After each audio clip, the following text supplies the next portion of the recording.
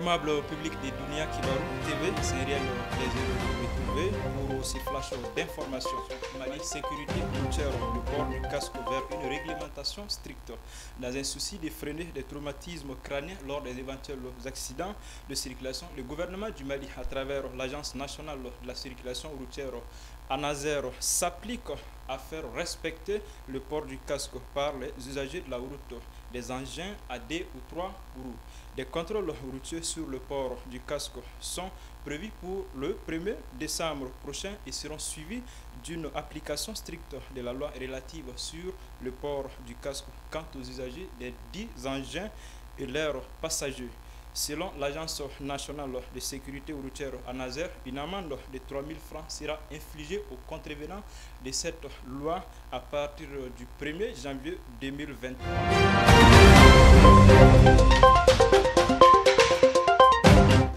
Coopération internationale. Le Premier ministre par intérim prend part aux travaux de COP 27 en Égypte. À l'ouverture solennelle de la 27e conférence des partis, Convention cadre des Nations Unies sur le changement climatique, le Premier ministre par intérim, le colonel Abdoulaye Idrissa Maïga, a été accueilli à son arrivée par le président égyptien Abdel Fattah al-Sisi et M.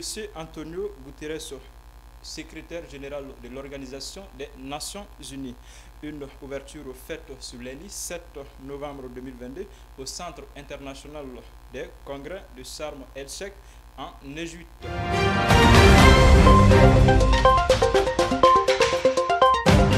Information internationale. République démocratique du Congo. Un avion de chasse Sukhoi 25 a violé l'espace aérien du Rwanda. Dans un communiqué officialisé ce lundi 7 novembre 2022, le gouvernement rwandais a affirmé que son espace aérien a été violé par un avion de chasse Sukhoi 25 de la République démocratique du Congo. À peine 48 heures après un accord pour désamorcer les tensions entre les deux pays voisins, le gouvernement congolais, qui fait face ces dernières semaines à l'offensive du groupe rebelle Mouvement 23 dans l'est du pays, qui a ravivé les tensions avec le Rwanda, qui l'accuse de soutenir cette ancienne rébellion Tutsi, a violé l'espace aérien du Rwanda. Protesté par le Rwanda, le gouvernement congolais a reconnu cette violation de l'espace aérien rwandais.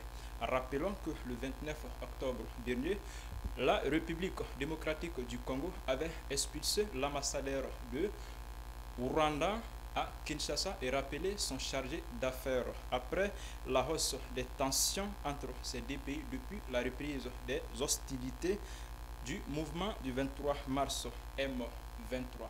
Voilà, mesdames et messieurs, c'est tout pour ces flashs d'informations. Merci de l'avoir suivi. Commencez bien la semaine.